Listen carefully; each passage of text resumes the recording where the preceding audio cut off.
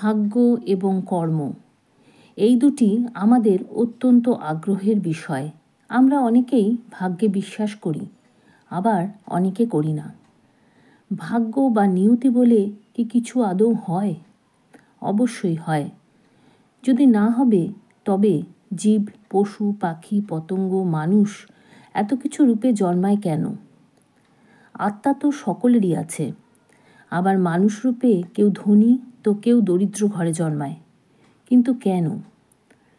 কেউ শারীরিকভাবে অক্ষম তো কেউ সক্ষম। কেন? প্রতিটি কাজে কেউ কেউ দুর্ভাগ্যের শিকার হন তো কেউ কেউ প্রায় সকল ক্ষেত্রেই নির্বিঘ্নে কার্য সম্পাদন করেন কি করে? এই এত প্রশ্নের একটাই উত্তর, নিয়তি বা ভাগ্য। কর্ম তো আমাদের সকলকেই পঞ্চ ইন্দ্রিয় দিয়ে করতে হয়। কর্ম শেষে শরীরের সলিল সমাধি ঘটে। আমার আজকের আলোচনা ভাগ্য বা নিয়তি কি বর্তমান কর্মের দ্বারা পরিবর্তন ঘটানো সম্ভব? সনাতন ধর্মে এর ব্যাখ্যা পাওয়া যায়। ভাগ্য এবং কর্ম হিন্দু দর্শন ও বেদান্তের দুটি গুরুত্বপূর্ণ ধারণা। কর্ম শব্দের অর্থ হল কাজ বা ক্রিয়া। এটি সেই নীতি যা বলে যে মানুষের প্রতিটি কাজেরই ফল আছে, সেটি ভালো হোক বা খারাপ। এই ফল তাৎক্ষণিকভাবেও আসতে পারে, আবার ভবিষ্যতেও মিলতে পারে, এই জন্মে বা পরবর্তী জন্মে।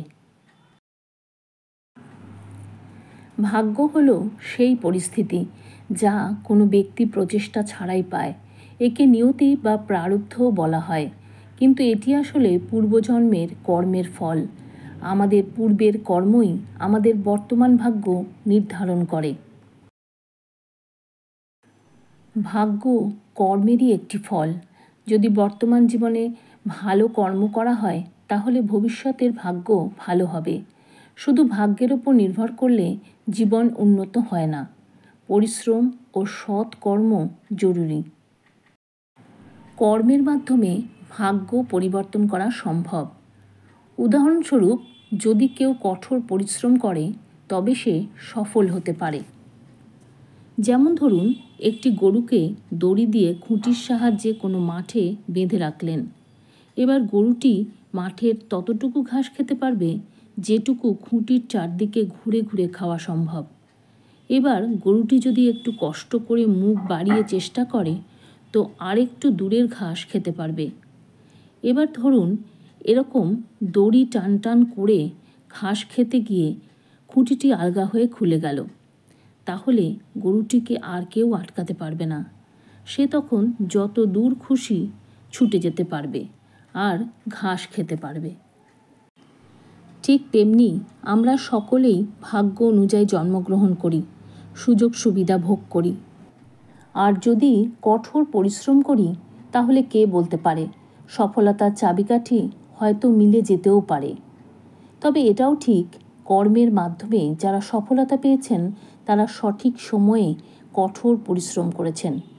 দেরিতে বোধোদয় হলে অনেক ক্ষেত্রেই সফলতা বোধহয় আসে না।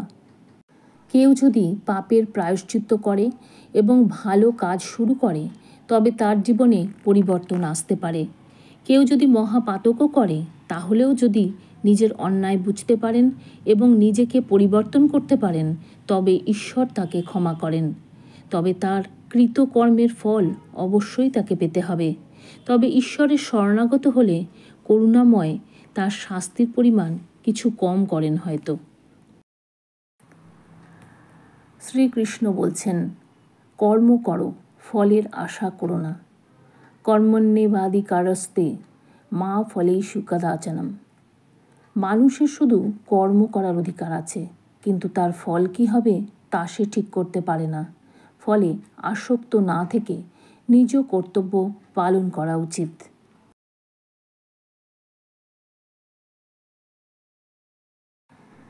কৃষ্ণ বলছেন, ভাগ্য আসলে আমাদেরই পূর্বকৃত কর্মের ফল।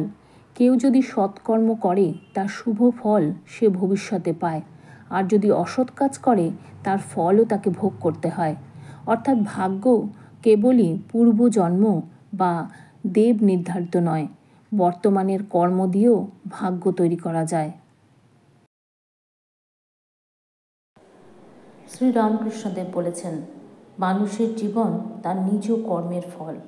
যদি কেউ ভালো কাজ করে তার জীবন ভালো হবে, যদি মন্দ কাজ করে তার পরিণতি খারাপ হবে।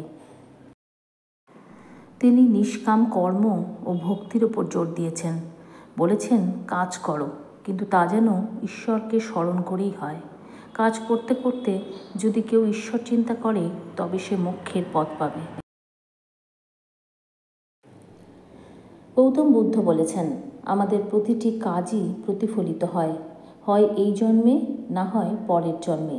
তাই ভালো কাজ করলে তার ভালো ফল, খারাপ কাজ করলে তার খারাপ ফল অনিবার্য।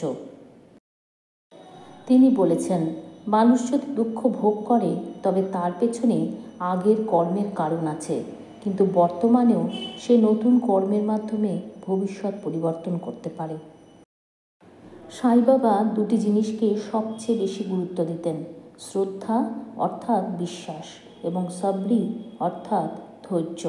তিনি বলতেন, যারা বিশ্বাস ও ধৈর্য ধরে কাজ করে তাদের ভাগ্য বদলে যায়। সাই বাবা বলতেন, ভাগ্য কখনো খারাপ হতে পারে, কিন্তু যদি কেউ ঈশ্বরের প্রতি বিশ্বাস রেখে সৎ পথে চলে তবে ঈশ্বর তাকে রক্ষা করবেন। তিনি বলতেন, যে আমায় স্মরণ করে আমি তার সমস্ত দুঃখ দূর করব। ভাগ্য এবং কর্ম আলাদা কিছু নয়। ভাগ্য আসলে কর্মের ফল এবং নতুন কর্মের মাধ্যমে ভবিষ্যতের ভাগ্য পরিবর্তন করা যায়। তাই আমাদের উচিত সর্বদা ভালো কর্ম করা, কারণ সেটি ভবিষ্যৎকে সুন্দর করতে পারে। ভিডিওটি ভালো লেগে থাকলে লাইক, কমেন্ট এবং সাবস্ক্রাইব করে পাশে থাকার অনুরোধ রইল। ধন্যবাদ।